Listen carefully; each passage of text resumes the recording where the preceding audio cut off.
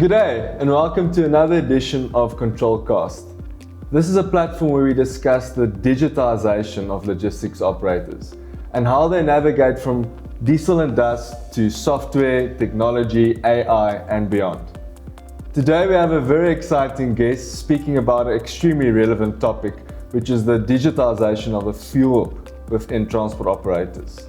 I'm very excited to welcome Reinhard Pieterse from the Truck Fuel Network joining us today. Hi Reinhard. Hi Renku, always fun to be here. So tell us, what does TFN do? Well, I think for starters, we don't buy and sell fuel.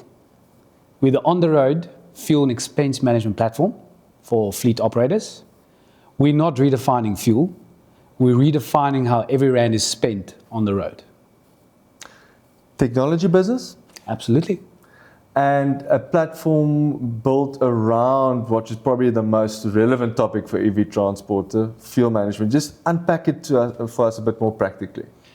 I think what's important to note is fuel is actually, or on the diesel side, is deregulated. So there's certain benchmarks and guidelines. For example, the government will say there's wholesale list price, and this is a price in a zone. But in that landscape, there's opportunities. And I think also in the last, let's say 5-10 years, there's been a big shift in the fuel landscape in South Africa, which we felt it was not always the best to be associated with a specific brand, but we wanted to get a platform and leverage the opportunities and the network of different, let's call it oil majors. So are you then a technology business, managing the fuel payment and structure? Of course. So our vision, maybe that will color it in for everyone, is to facilitate every single transaction on the road for a fleet operator. Using technology? Using technology. Wonderful. And what is your role at TFN? So I've got two roles predominantly. The one is a commercial director for TFN. So I have input on the strategic side, growth opportunities to the group. And then my secondary role is the Chief Revenue Officer, again, complementing any revenue growth to the group, executing the strategy of the business. Lovely. Do you mind just giving us a bit of background about the business, how it started, how long it's been around? Of course. Yeah. I think we've got a lovely story.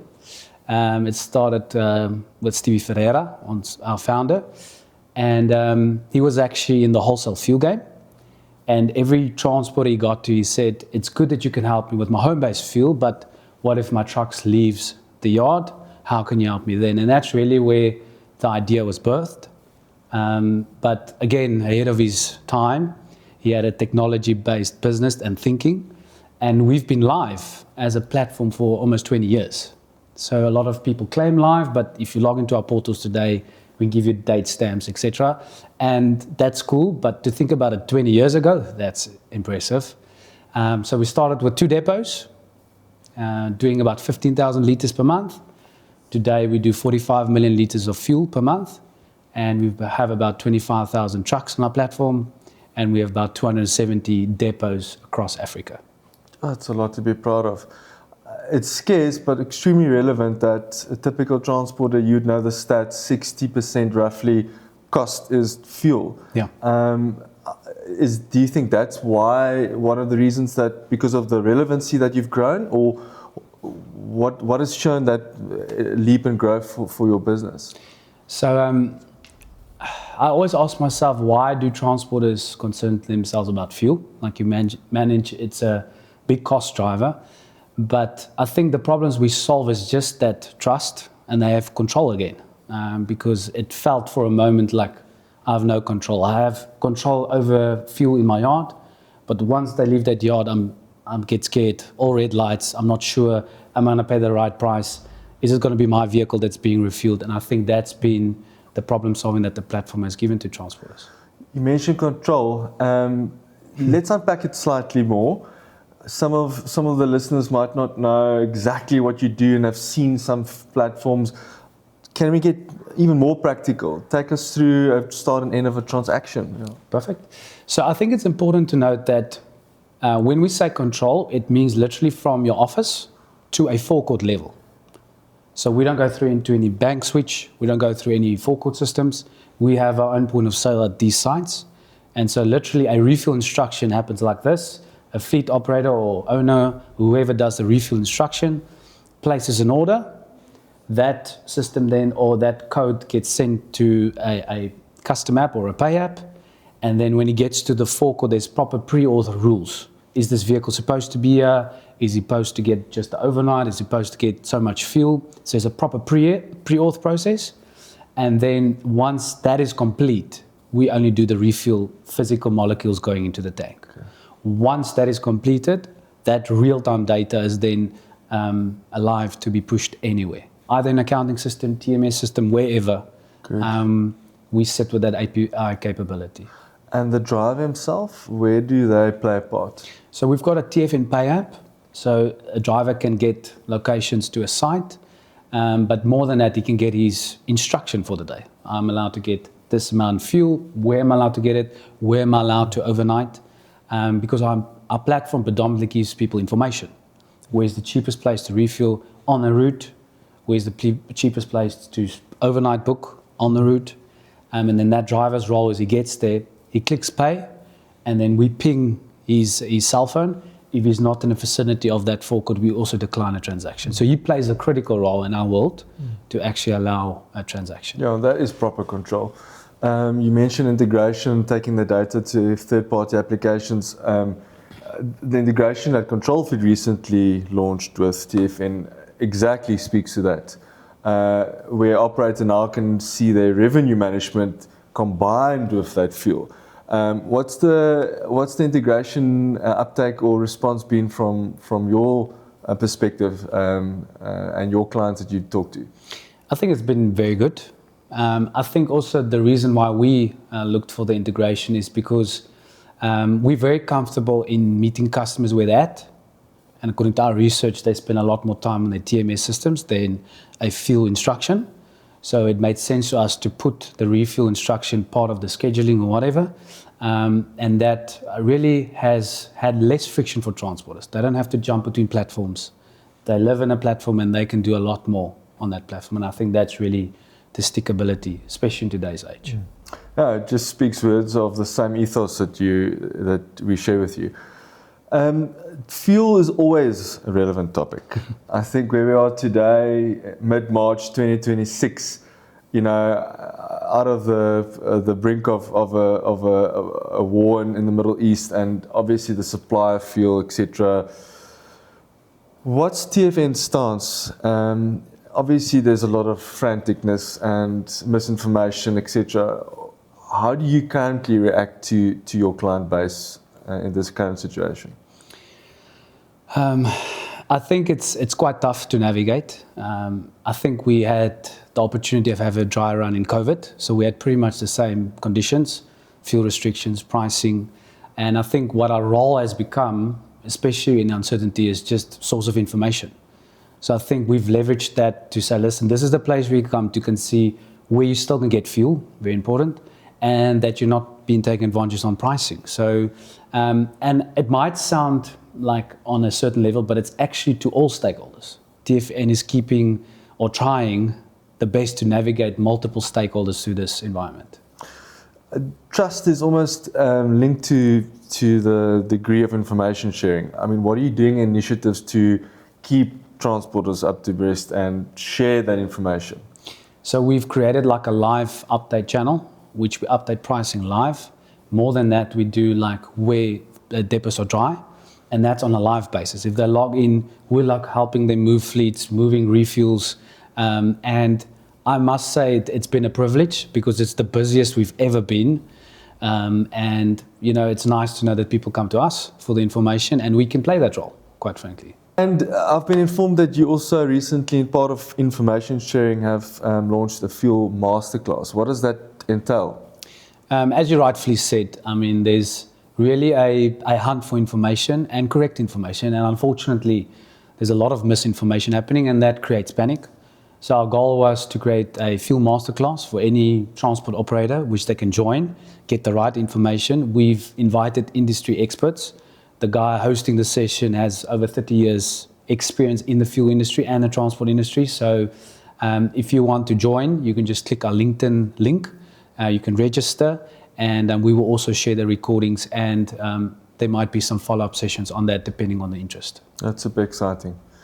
Tell me, Reinhard, obviously technology is moving at a rapid pace. You mentioned you're not on wholesaling of fuel. You're a platform that's enabling, empowering operators. How do you keep abreast of the technology stroke that's involved? I think it's a fast moving, and every day it gets quicker. So I think how we keep abreast of the pace is we remember the game we're playing. I think that's important because you can get involved in all the gimmicks, but is it really supporting our core business? Is it really helping the customers we're trying to serve? And so we've dabbled in some fuel AI stuff, which we believe you need to factor in time of a refuel plus price, and a guy will trade time for price any day, because we can never save him enough money on a refuel. But if we get him to turn his trucks quicker, that will always have the benefit in the long run. So building that intelligence first, and then leveraging that in a technology that the transport can see it in his bottom line.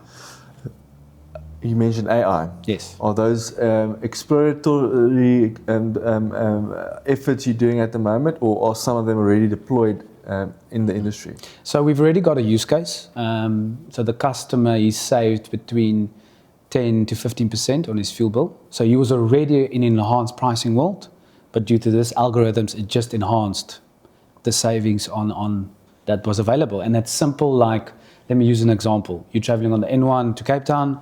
The common knowledge is to do a refill at Beaufort West, but few people know that there's a town called Prince Albert, 50 kilometers down the line, that is actually 15 cents per litre cheaper. It's complete change of behavior, but because we still do the data, we can leverage that to the user, and he can see that in his bottom line savings. It's amazing. And the user interface itself is not really deeply impacted. It's what data is available that the operator can use to decide. Correct. Excellent. Regional.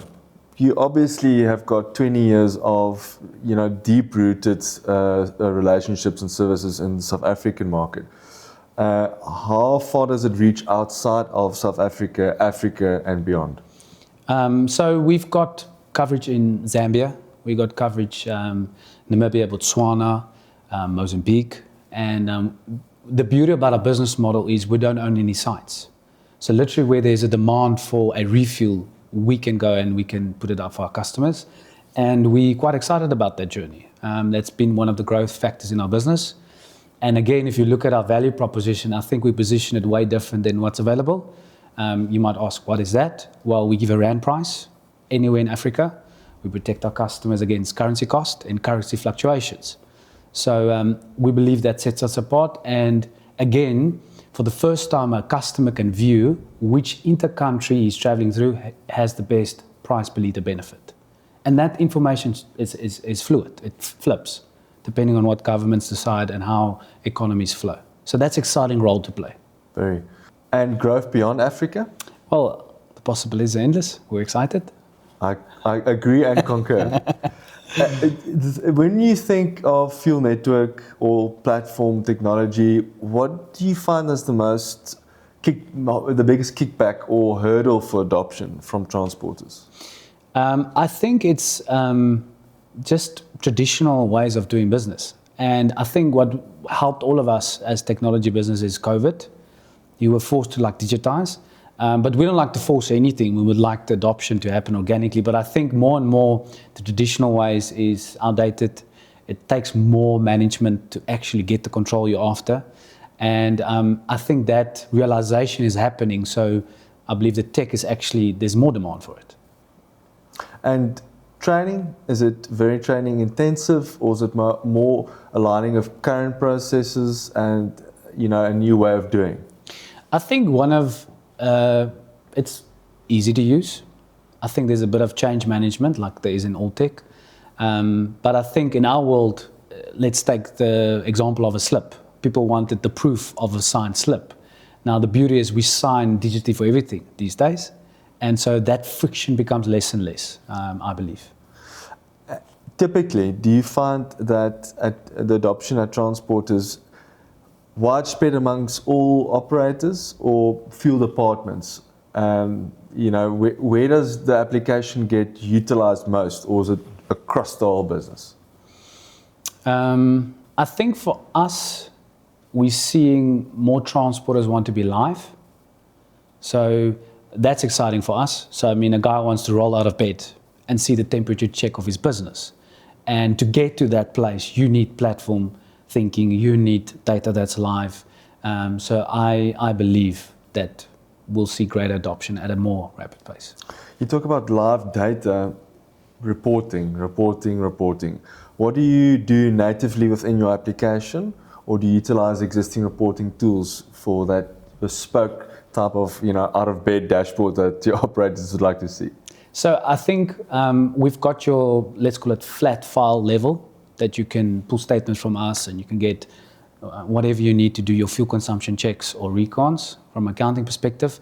But we like to position ourselves as like, we've got that full API suite. If you want us to directly import into your accounting system, we can do that. We're in 2026. We don't believe there should be any more manual capturing of data. We believe the tech is there. You should be spending your time on the decision making rather. I couldn't agree more.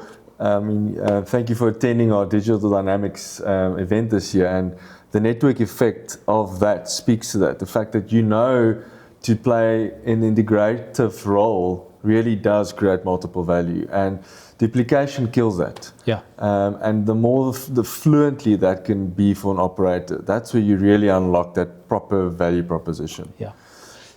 In terms of development of the product, any goals, any aspects that you further want to develop, where you're heading towards? Yeah, I think I mentioned previously, like the fuel AI is really where, because we ask ourselves this question, what's the point of this dev we're doing? Is it going to realize more bottom line savings? Is it going to have any benefit to stakeholders? And I believe that will have a real tangible effect in the bottom line savings. The ability to leverage the data we sit with for better decision making, that will result in their bottom line. Excellent. So we get to a part where we call it the freight forecast, and it's an opportunity where we just want to gauge from each of our members, where are we heading? Are you brave enough to take a forecast for the next 3 to 5 years?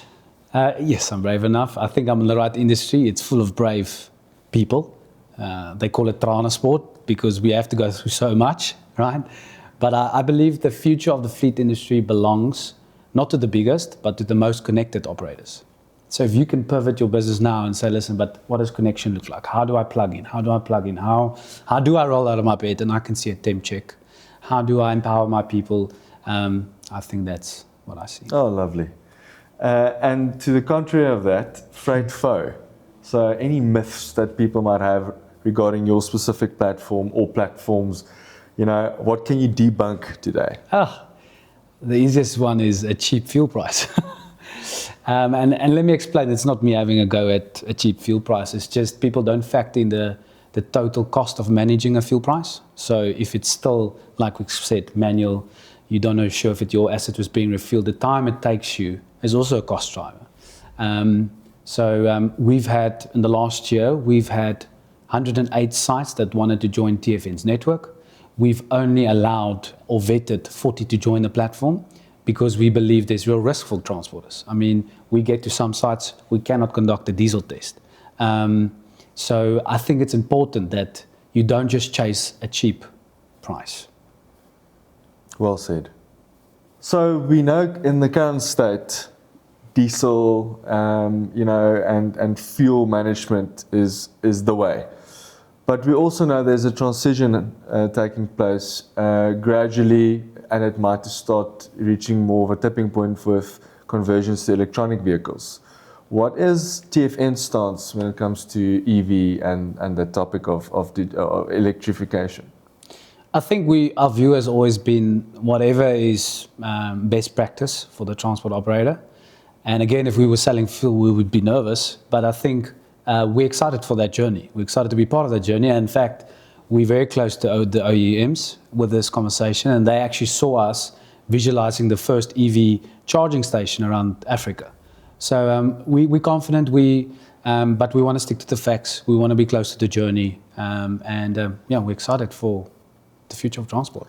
I gather being a tech platform Yes. is the same base that you can pivot from and enable the EV progress, right? Yeah. I don't want to hijack your question, but it's the same conversation we have guys with gas approaching us. And so what's happening, a lot of guys, or there is the need possibly for running a dual system, a diesel and gas, and then there is savings for people. So we're very close to that conversation and understanding again how the transport operator benefits. And how many of this have you seen actually play out at your current clients? I would say it's in startup phase. It's literally a guy piloting if he's got 100 fleet, one vehicle. And I think a lot of the EV stuff, what I'm seeing is like that. But yeah, I think it's fast moving and can change tomorrow. So we're excited. So Reinhard, many operators in the industry know you by name. Where does the passion for the transport industry come from? I think it's really in seeing the problems they have to deal with every day and how they navigate those problems. That made me fall in love with the industry. And then also I believe in selling something, but you see the value it has for customers. So for example, I've sold other products which I didn't believe in, and it was hard to convince myself and the person I was trying to sell to.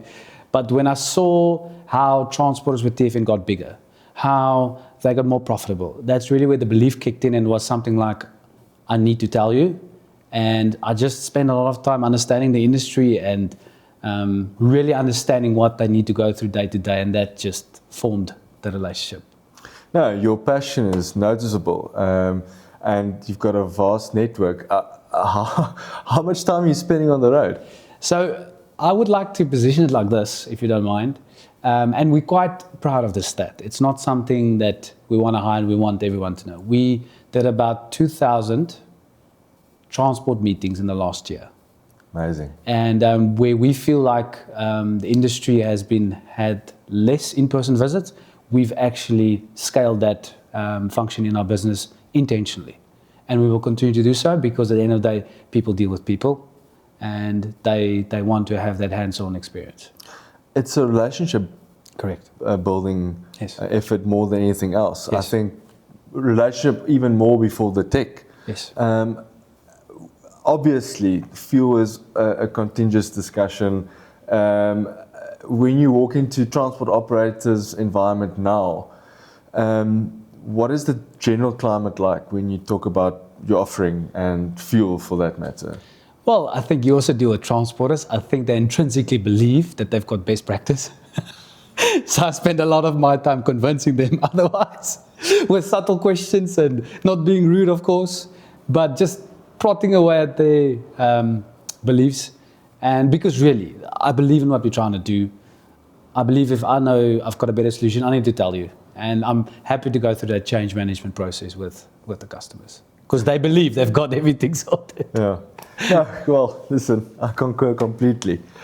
Okay, Reinhard, so we get to the part of our discussion where we have a rapid fire round. One answer, short phrase, and no right or wrong answer. So first one, obviously, is going to be, what is your favorite truck stop in South Africa? Line Park, Ashburton. Lovely. What non-South African region do you prefer traveling to? Europe. And Africa? Namibia. Do you drive a diesel or electric car? Diesel.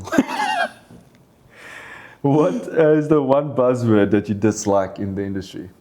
The word live. My experience has been everybody claims live, but they're 2 days after the fact. Where our platform is, we can give you the timestamp. Tricky one. Percentage of truck stops that do not give clean fuel. None on our platform. Good answer. Thank you. Thank you, It's always Riku. exciting to have you here. We share the passion, Yeah. and we really are, keeping an eye on your growth and how this is Same on our side. excellent.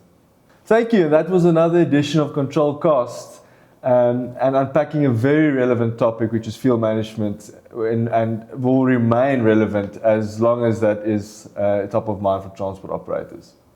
Please stay tuned for our next episode of CtrlCast, where we are sticking to the topic of maintenance and expenses, but deep diving into fleet management software. Very excited for our next guest, and stay tuned.